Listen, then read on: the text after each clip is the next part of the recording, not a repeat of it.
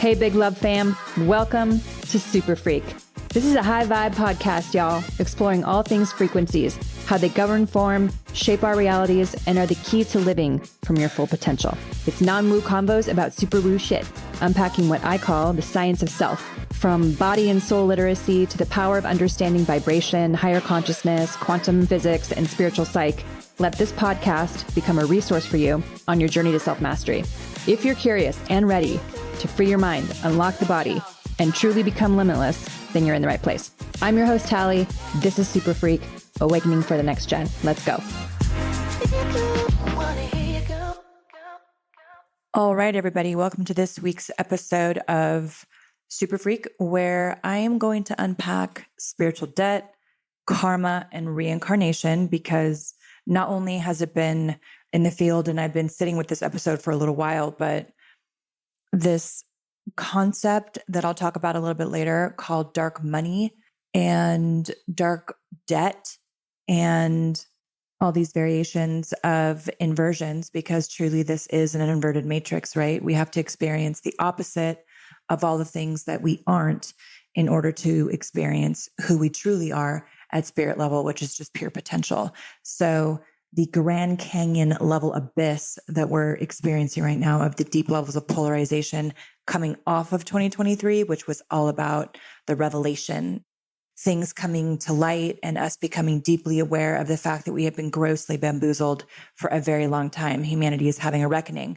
2024 is going to be about the reconciliation of all of that well into 2030, but that's for the Predictions podcast. But back to spiritual debt, a lot of what I work on in sessions is about removing blocks towards abundance, towards accessing more of yourself, more of your innate potential.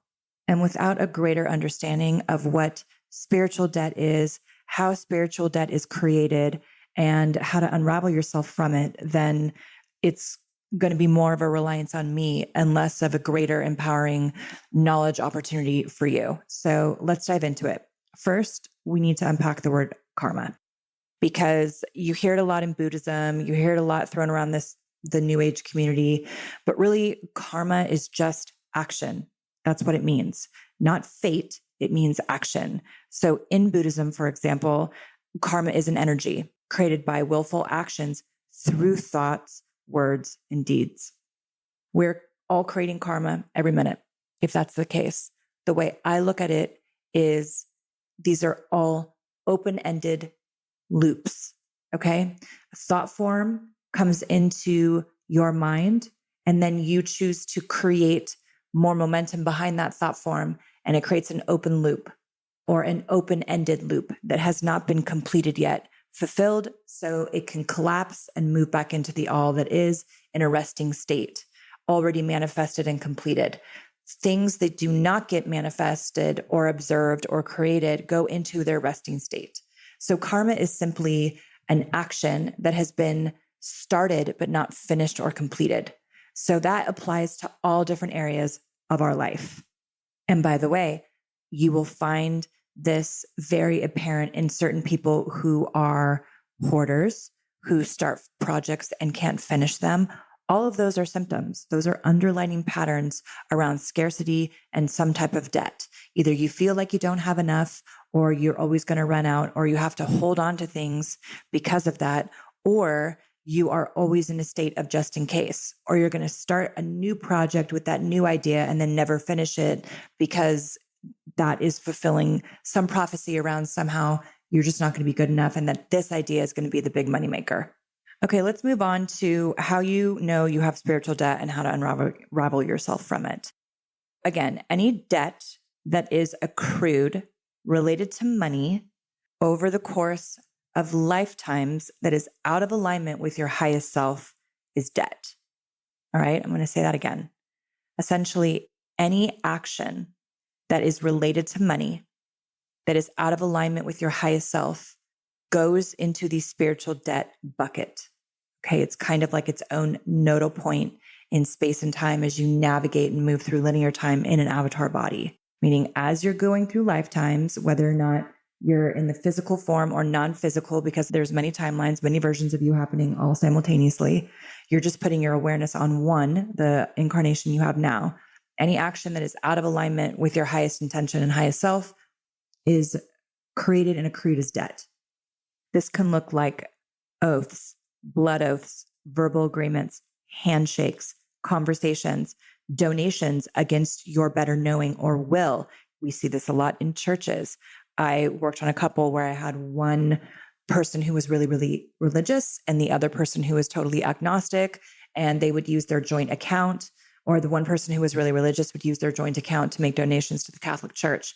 And it caused a lot of problems in the relationship. That, for example, because there's a mutual agreement and because the other person is just letting the person make the donations because they don't want to cause further strife in the relationship, is actually starting to accrue debt on this person's behalf as well. By the way, in order to kind of remove yourself out of that, is you literally just can declare a cancel, clear, delete on any of the agreements that your spouse is making and start to separate yourself out of that mastermind or mini mind that you create with your significant other or partner. So you guys are a unit. Typically, two or more people that get together create a higher level of intelligence. That's how alchemy kind of works. So when you're in relationship with your highest self, you're in relationship with this higher aspect of yourself. But when you and your highest self get together with another person in their highest expression, you can really start to alchemize at very potent levels. And that's the power of group. That's the power of more than one person. We're not meant to do anything alone. It is not the vibe. So the idea is that you are sovereign within yourself, and then your counterpart is sovereign within themselves, regardless if you're in any type of dynamic or friendship or relationship. And then there is agreements that you make together, agreements that you're not a part of, but just through your intent, just say, cancel, clear, delete. I do not agree with any of these dealings that my counterpart is doing. And then from there, you can have myself or someone who can navigate the unseen and perceive at the level that I can perceive at. Just check to make sure that you don't have any of these agreements in play. So all of this essentially funnels into what I call dark money. Everything is an inversion, right? Carl Jung called it the shadow self. I'm of the opinion, honestly, that everything is dark or it's light. It is kind of that binary for me, because there's an illumination, there's divine, and then there's essentially the forgetfulness of that illumination, or there's darkness. Really, light is just the absence of photons. So when you're looking at patterns simply, you're either looking at the fullest and highest expression of who you are, or you're dealing with the inversion of that in variations. So that's why I kind of am looping and focusing really intently for the last 6 months on myself at a level I've never worked on or seen any other person do in the field, is all about the inversion of patterns and dark X. That could be applied to anything, right? Dark partner, dark mother, dark father, dark sibling, dark money, dark succession, dark inheritance, all of it. And I've been architecting this with a dear friend of mine who's an incredible healer as well. And a lot more will come out to play this next year. A lot of people who are in the masterminds that I've launched, that are working one-on-one with me, are really going to start to see this amplification of the work that I'm doing now after this last round that I went through of integration and cleanup on myself. So that's really exciting. I know really a lot about spiritual debt. I know a lot about dark money. I've had to clear so much of this myself. It's probably the reason why I'm able to talk about it now, because I'm so fully integrated within it. And I was like, yeah, okay, let's rock and roll. I can teach this now. The exciting part is this stuff is really never ending. I say this, that the work is never ending, but you really start to gain momentum and you really start to clear faster, and you get these streams of information that are uniquely yours, that are just for you to clear. And it gets really exciting. And I know some of you are really starting to feel the benefits of this stuff and this work. So it's really good. So let me tell you how debt actually accrues. Similarly to how our financial system works, if you have in any part of your multiple lives or in life incarnation made a lot of these or accrued bad debt based on the criteria that I said before, and it has not been dealt with or cleaned up in that lifetime, it literally succeeds the surviving parties. If a family doesn't clean up their spiritual debt, it's absorbed by the next line of succession, in addition to whatever the individual accrues individually or on their own. So for example, I inherited a lot of my aggregated family's spiritual debt.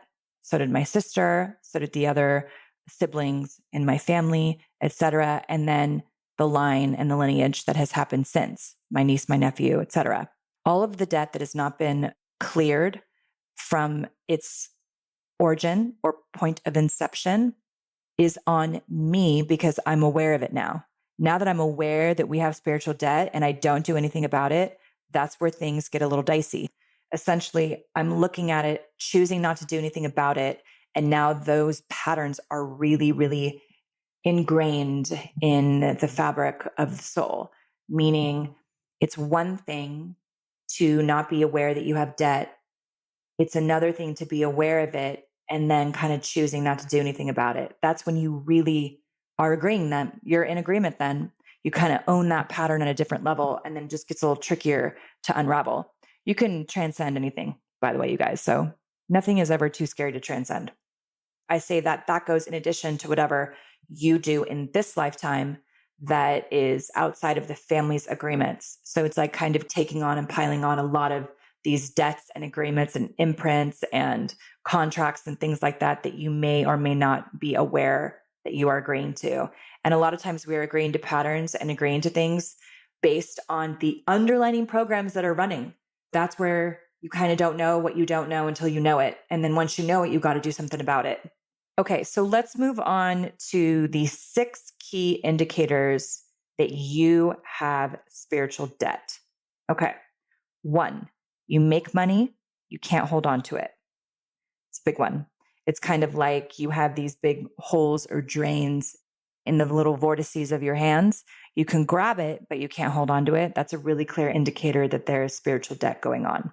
Number 2, you tap out at a certain income bracket. I know this one really well. This is what was a big indicator for me. I could only earn a certain amount of money, even in my corporate life, and I was never able to go beyond that. I'm like, why do I continue to hit these ceilings?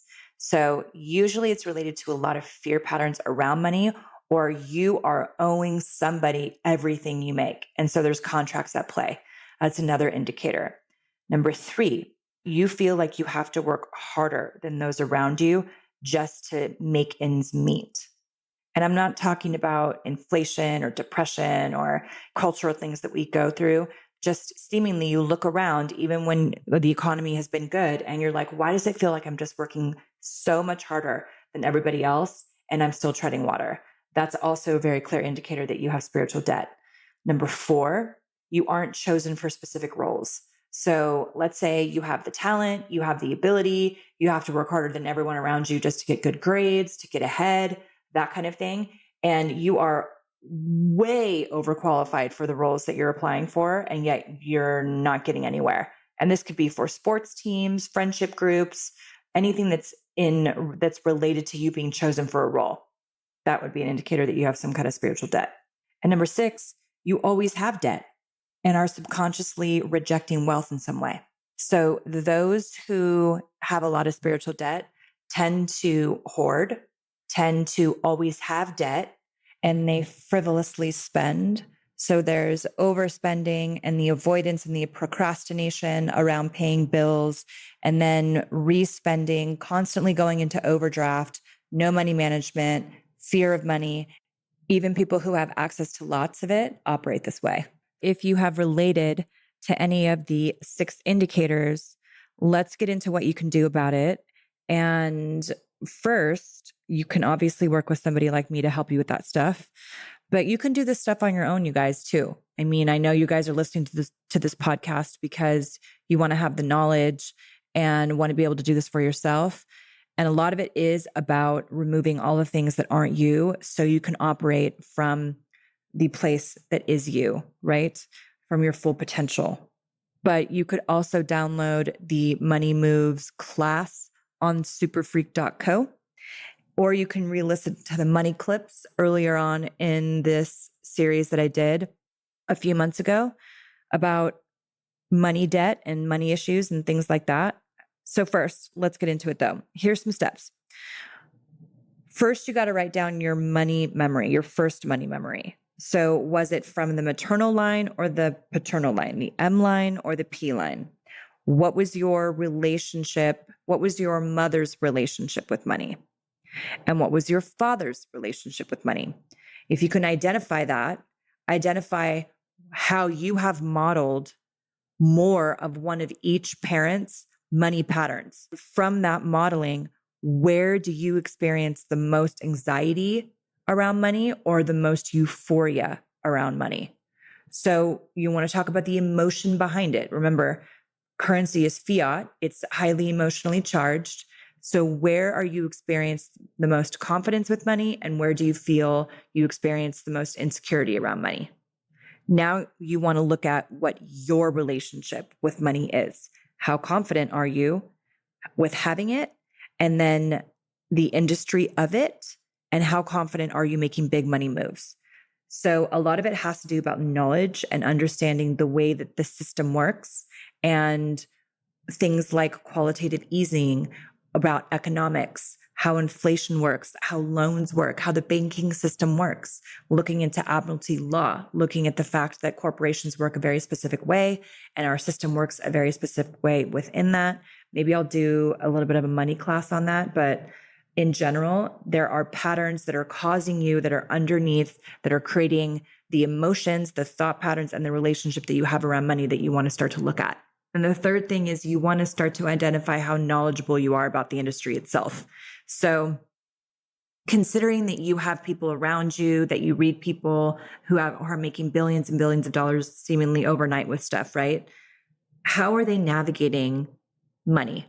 And Rich Dad, Poor Dad, get that book, right? Like start to understand and get a lot of knowledge around how the financial system works.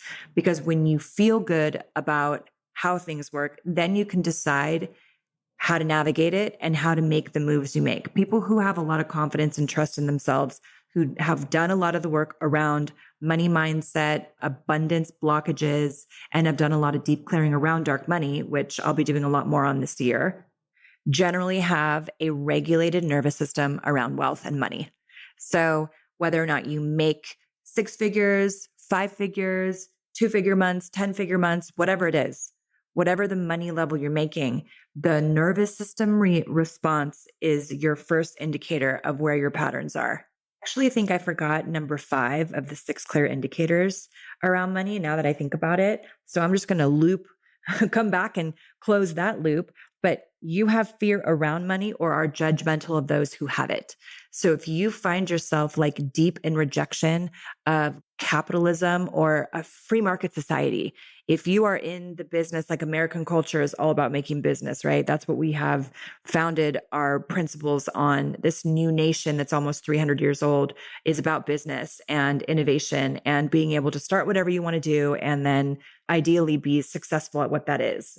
That's what built the middle class for a long time. But if there's an ultimate rejection of what money and power has done to society, it's really just a reflection of our own internal fear and our own internal values around it and opinions around it. Everything is an inversion. Money itself is a consciousness. It's created its own auric field. So the more fear you put into that field, the more people who are not afraid of it will kind of take advantage of. Again, it comes back to your frequency is your currency. The frequency and the currency behind what you do, how you do it, and why you do it, particularly when it comes to making money, is really, really important. Doing things for the money will never ultimately nourish you.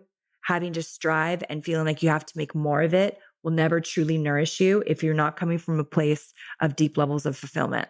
Most people are so leveraged 7 ways from Sunday, and they have so much debt, and they feel like they can't leave because of X, Y, and Z, a certain job, or they're afraid to because they don't have a connection with their highest self, or they can't logically figure out the linear step system, how they're going to achieve X, Y, Z, that they stay stuck and compliant, and money becomes the motivator for everything. And what happens to those people is they get sick.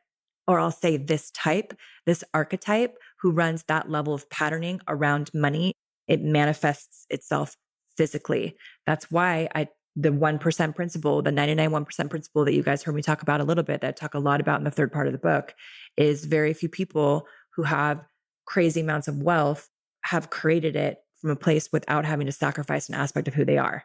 The real 1%, in quotes, don't sacrifice who they are to have abundance in all directions. And that's the new paradigm. That's what we're moving into. It's It's going to take a while, but that's generally where humanity is going. So it's not checkmate humanity. It really is humanity wins. So just hang tight and start to reconcile your own internal incongruencies, reconcile your own internal polarities around dark many, dark mother, dark father, dark society, dark systems, dark power. Really start to unpack the inversions of yourself, and you'll see this reality differently. You'll start to feel more confident about making bigger moves, including investing in yourself. This is definitely the year to do it. This next incarnation, the next 5-year period is going to be a huge wave of supporting self-acceleration and self-knowledge and access to self. So it's really the amplification of betting max on who you are and who you want to become. The universe is in big time support of that because we need more primary fundamental authenticity and people operating and coming from that place. If this episode resonated with you, go back, take some notes, ask those questions to yourself, answer those questions. And if you want to dive deeper, look into the mastermind that I have, the high voltage mastermind, or into working one-on-one with me. That is essentially what I'll be focusing on for 2024. Individual sessions will be available periodically. And of course, there's always the group work. Question everything. Stay curious, you guys, and I'll see you guys in another episode. Thanks so much for listening, you guys. Please make sure to leave a review and follow the fun on social media because that's how it works in this world. In the meantime, get your freak on. I'll see you in the next session.